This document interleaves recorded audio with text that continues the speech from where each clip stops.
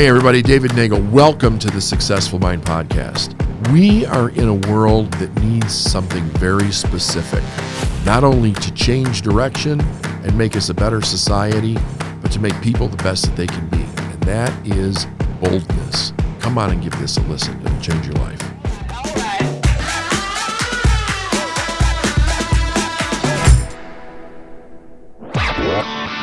You're listening to the Successful Mind Podcast.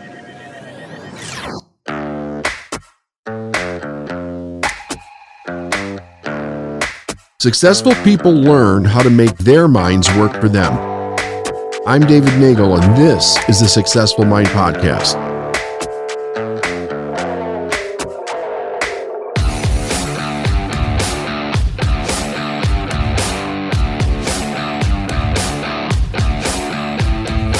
Hello, everyone. It's David Nagel. Welcome to the Successful Mind Podcast.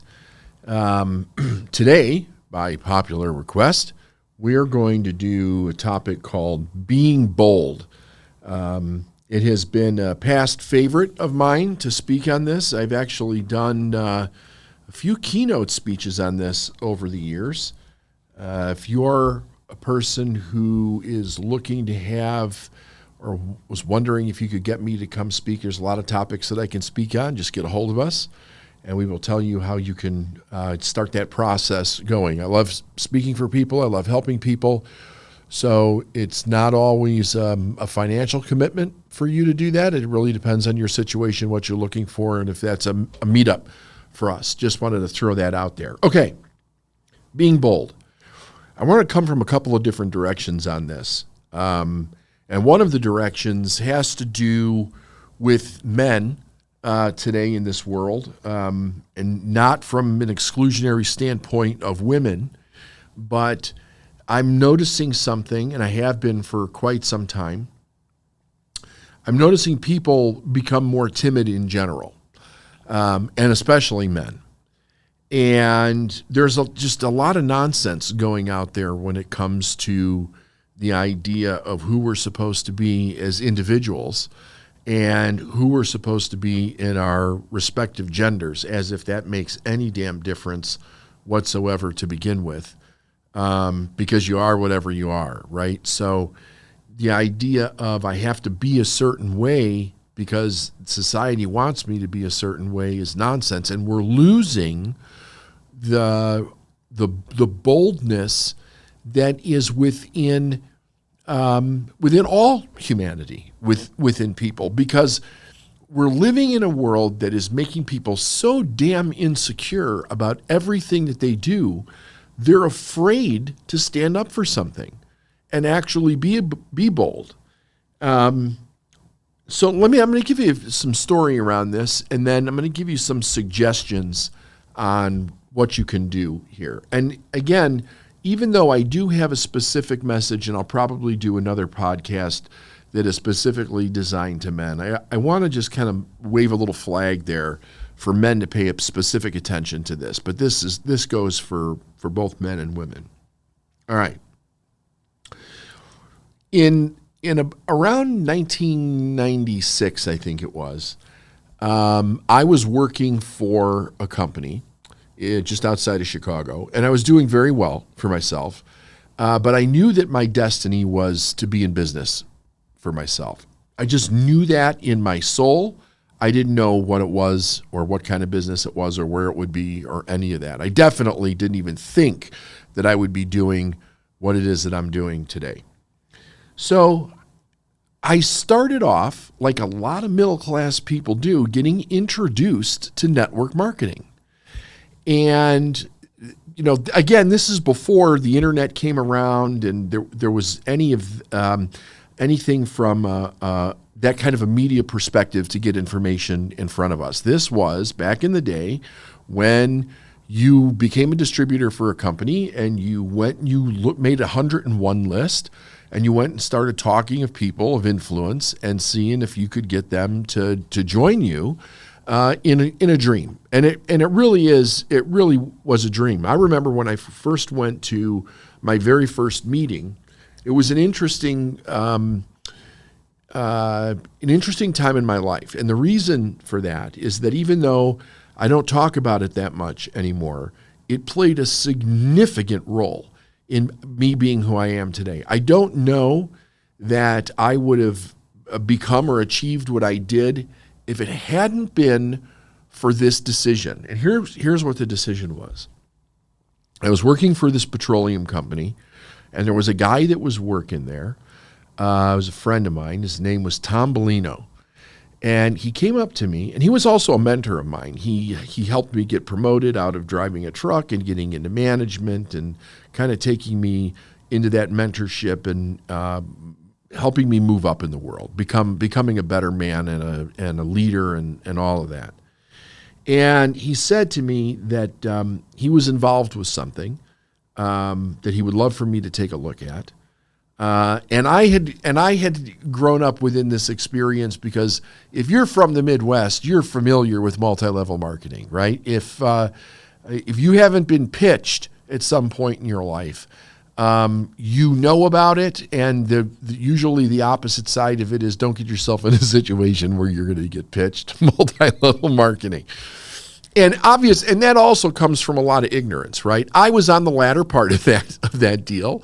If MLM comes your way, do whatever you can. Don't get sucked into it, all that. I had never sat in a meeting or saw a business plan or been pitched, but I knew about it my whole life. I mean, it was Avon and Amway and, all the different ones that were out there. So he says to me, I got this company that I'm working with. I'd love you to take a look at it. And I'm like, oh, no, not you, Tom. Not you. Really? And I'm like, I don't know. I'm just really not that interested. I was still in that phase of life where I was afraid to hurt somebody's feelings. So you start making up excuses and stuff about why you can't do something and all that. Let's put it this way. I wasn't bold then. I was bold in certain situations, but not most of my life. I was still not very bold. But he was persistent. He was bold. He kept coming after me with it. And I'll tell you what he did that really kind of hooked me. Now, part of my reason for saying no was that I was definitely on a learning path. I had been into listening to Tony Robbins' personal power tapes for a couple years at that point. I had even gone to one or two Tony Robbins seminars back in the day. And I was in this learning phase, consuming information. I would listen to books all the time on tape in my car. I was listening to seminars all the time. I was reading books. I was devouring everything that I could get my hands on, trying to find a way out of the life that I was in and into a dream, right? Which I hadn't even really developed yet, but I just knew it wasn't what I was doing. Like there's got to be a way out of this. So one day he comes up to me because he knew I was into the self-improvement stuff. Now, I also want to just make a little check mark here. Self-improvement back then is not like it is today. Today, you can't walk around a corner without bumping into somebody that's in self-improvement. It really doesn't have a stigma to it. Although there's a lot of people out there that don't know what they're doing. That is true. There's coaches everywhere, which there probably shouldn't be. But regardless of that, back then there wasn't. There were a handful of people who'd been around for a long, long time. You had your Zig Ziglars, you had your Les Brown, you had Tony Robbins, you had Jim Rohn, you had Bob Proctor, and then there were a couple others, and they ran the circuit. Tony was the biggest. He did, most of all of his own stuff, but he spoke at other people's conventions and, stuff like that. So the only one that I really knew of kind of intimately was Tony, although I had seen Zig speak a couple of times, which was fascinating. And I think I heard a couple of tapes with Jim Rohn on it at that point, maybe a Les Brown. So he comes up to me and he says, "Have you ever heard of this guy?" And he hands me 2 cassette tapes. And on the cassette tapes, all it says is Bob Proctor live in Orlando. And I go, "Nope, never heard of him. What is it?" And I'm thinking to myself, this is some other pitch thing that he's trying to get me with, right? And he said, no. He said, I heard about him because he's spoken at some events from this network marketing company. He said, but I didn't know who he was, and I just wanted to get your opinion on what you thought about what he was teaching. He said, well, give him a listen and let me know what you think if you would. I said, yeah, sure, no problem. And I leave, and I worked, back in that day, I worked 100 miles away from work. So I had to drive 100 miles to work, 100 miles home from work. And I turned that into my learning center, right? That my car became my self-development ashram, so to speak. I mean, I had my books on tape there. It was my time. That was not back when everybody had a phone with them. There was no phone in the car. So it was uninterrupted time for, like 90 minutes, but 3 hours a day is what it was. So I'm going home and I put this tape in and I'm listening to this guy talk, and he's captivating me almost from the word go. And the reason for this, specifically the reason for this, was because he had been the first person that I ever heard that was actually bringing the idea of spirit or God into the self-development and the business space. I had so many conflicting ideas in my mind about business because I was raised, like most people are raised, with this dualistic idea of business, right? You say, well, business is necessary, but then you hear constantly how business people are keeping the little man down and they're greedy and they're, corporate raiders, and like it just goes on and on and on and on and on. And even to the point of sales, like I was trying to figure out, is sales itself even ethical? You hear about all these con men and businesses just pushing people to death to make sales. I had been part of that in a company that I had worked for. And I was trying to really rectify a lot of ignorance in my mind, and I didn't know what was true and what was not. So at that time, Tony Robbins wasn't talking about anything spiritual in what he was doing. And I had questions. I had really deep, probing questions in my mind about how spirit moved into all of this information because I was raised Catholic. So even though I wasn't necessarily following Catholicism at that point in my life, I did when I was a kid. And I went to church, did that twice a week thing, went to the catechism or the CCD, did all the sacraments, did the whole thing.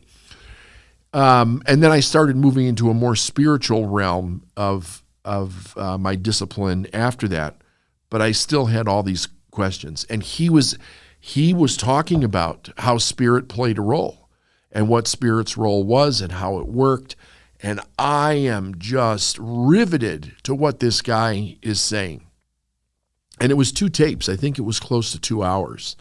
I just pulled over and sat and listened to what he was talking about. And I thought to myself, everything that he's saying makes so much sense. I think in that hour and a half, 2 hours that I was listening to Bob Proctor on those tapes, probably 90% of my questions were eliminated because he put everything in such a logical sense of how it worked that it just removed all these blank spaces of questions that I had in my mind. And I literally felt at that point that I was being led in a very specific direction. So now I had this guy and I had my mentor at work. And what I did was I told him, I said, yeah, I'll go with you to this meeting, so to speak, and I'll have dinner with you. And I figured I would just go to get him off my back. Like, let me go. I told my wife I'm not going to sign up for anything. I just want to be kind to him because he's been kind to me and he's really helped me out and that type of thing. But I went and I was listening to their pitch, right? That's what it was. It was a pitch. It was an hour, 90 minutes long, something like that. And I couldn't believe what I was hearing. Number one, I had never heard anything like that. Number two, it was talking about the spiritual idea of life. It was talking about people's dreams, how to get there. We weren't meant to be stuck. But a big part of this was, having the boldness in your life to be able to go after what you wanted. And I realized, I think I consciously admitted to myself, I was absolutely terrified at this stage of my growth. Because it wasn't like I didn't have an idea of what this entailed if I went down this direction. So I'm just kind of sitting back and listening to this, and I was struck by the people that were speaking and how confident they were in what they were talking about, how confident they were in the things that they had done. And all I could think of was like, oh my God, I want that more than anything.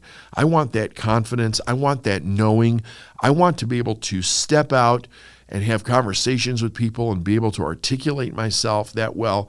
And I think that night, based on those two tapes and me going to that meeting that night, that set me on a completely different path on my journey. I was already on a path, but this opened up another door. And I began to go down that door. Now, I did. I joined the company, and I realized very quick that I was like, I had no boldness in myself at all. When I was a kid, I was a very gregarious kid. I used to talk all the time, and I was one of those kids that apparently talked too much because I was always getting reprimanded for just jabberjawing, just talking. And what I ended up doing, instead of somebody showing me how to put that in balance, realizing that I probably have a gift there to some degree and pointing it in the right direction, it was just constant criticism about me talking so much. I got in trouble in school. I got in trouble at home. People were always telling me to shut up. Like it was nonsense. And what I ended up doing was I started not talking unless somebody talked to me or I was in a situation, but I was not being gregarious. I was not talking. I literally all of a sudden realized I had almost a phobia about going up to an individual that I didn't know and trying to start a conversation. Now, I could go up to a person. I could say hi or please or thank you or you're welcome or I could do any of that. But I was terrified about going up to an individual I did not know and actually having a conversation. And I learned the message that I was learning at the time was that we had to be bold, right? There was this old saying, if you don't have the balls, you don't get the blue chips. I mean, it was a real message on boldness. And the guys that I was listening to at the time, and the women too, but I was a guy, I was looking for leadership in that direction. These guys were tough guys. They were bold. They knew what they wanted. They were dressed amazingly. They drove gorgeous cars. They really went after the things that they wanted in life. And I had just started being exposed to these folks.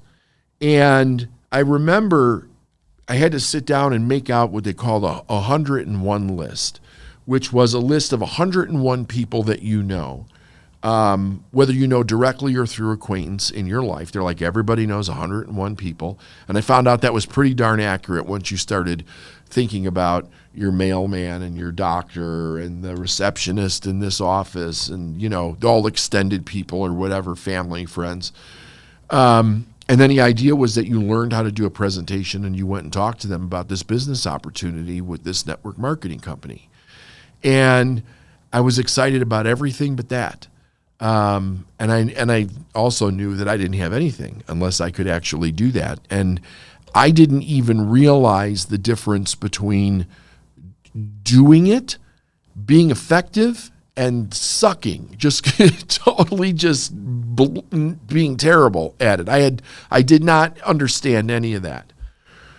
So in those days, you'd go to the gas station and you'd pump gas in the car and you'd walk in to pay for the gas, right? You weren't putting the credit card outside. And when I would go to work, I would stop, I would get gas, I would get a Coke or something like that. I smoked back in those days. I'd get a pack of cigarettes. And I started going to the gas station. And I thought, okay, I have to get over this.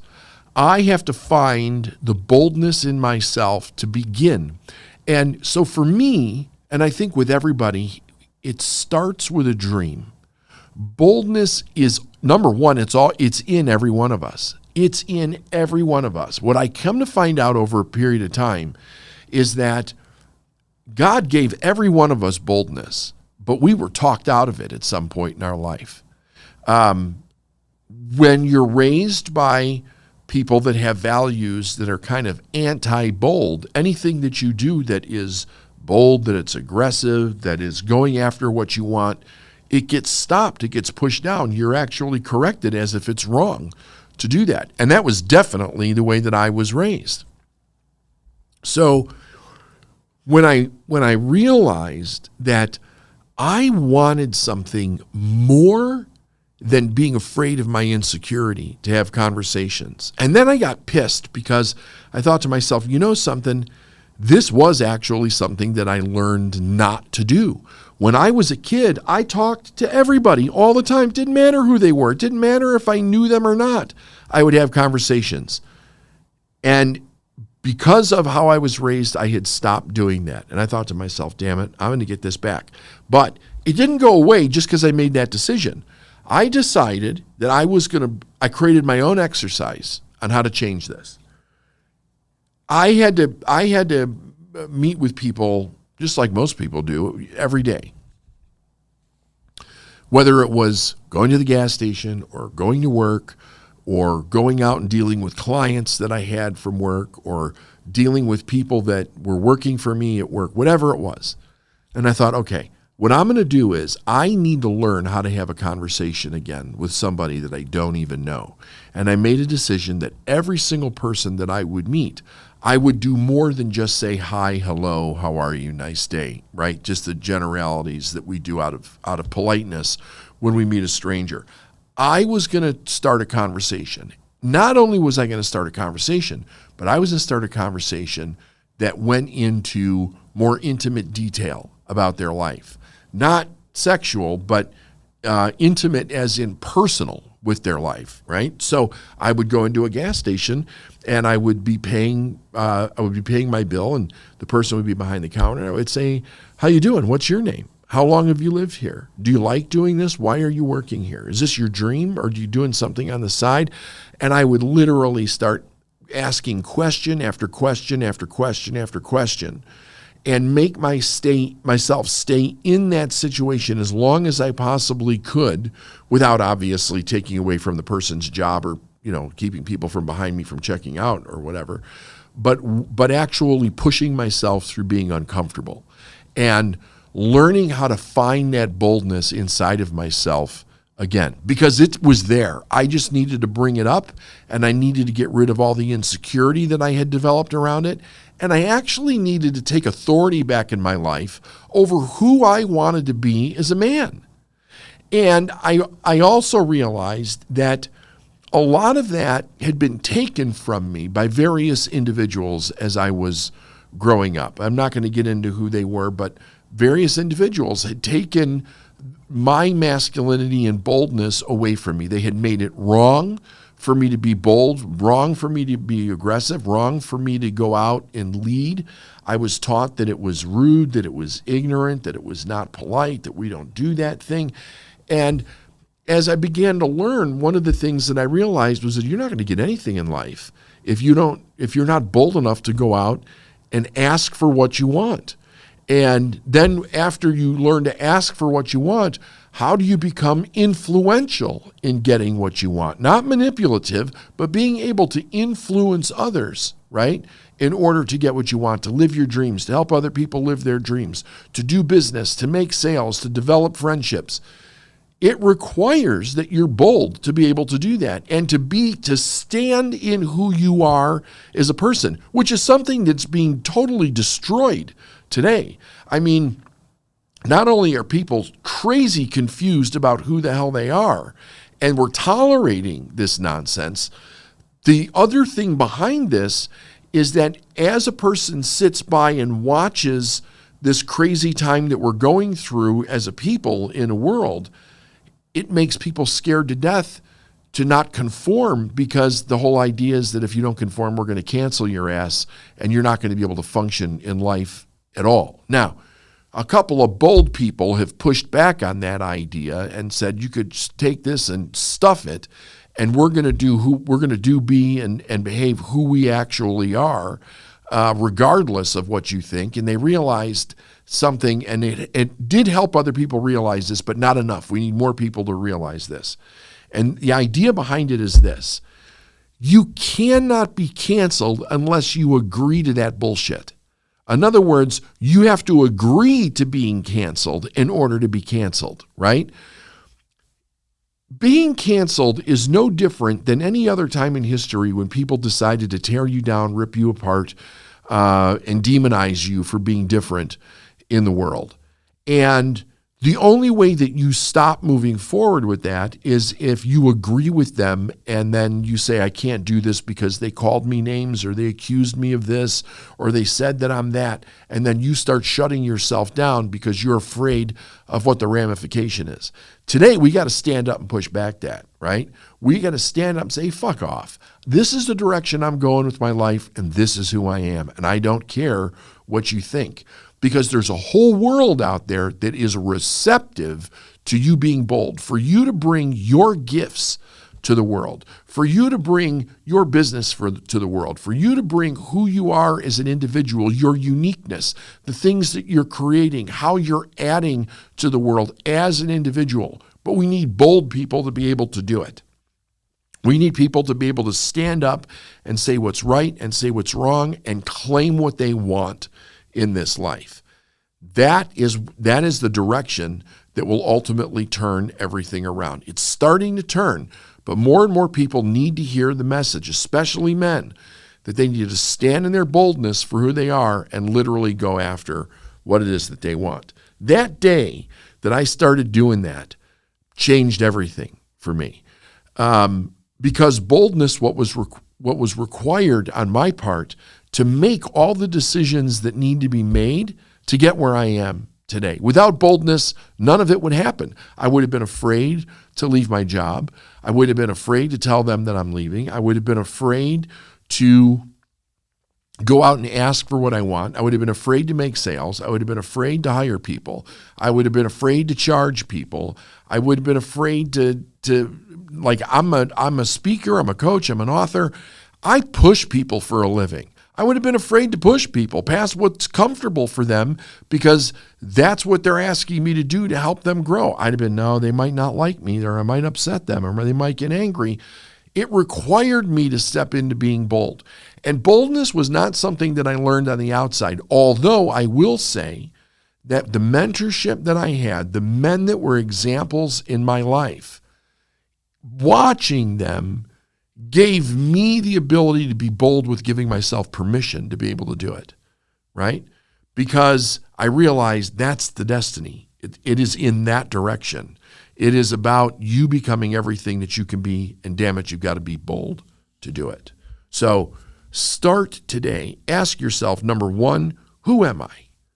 And be bold about it. And you be as big and as bright and as amazing as you actually want to be, and then you go out there and boldly bring it to the world. We'll talk to you soon. All right.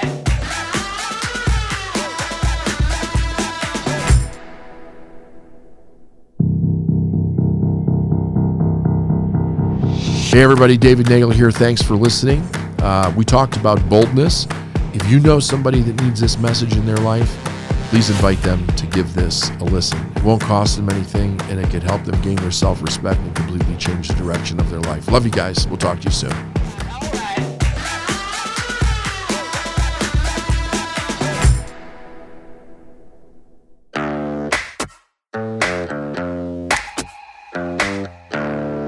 Thanks for listening to the Successful Mind Podcast. If you like what you heard and you want to learn more, go to lifeisnowinc.com. I'll see you next week.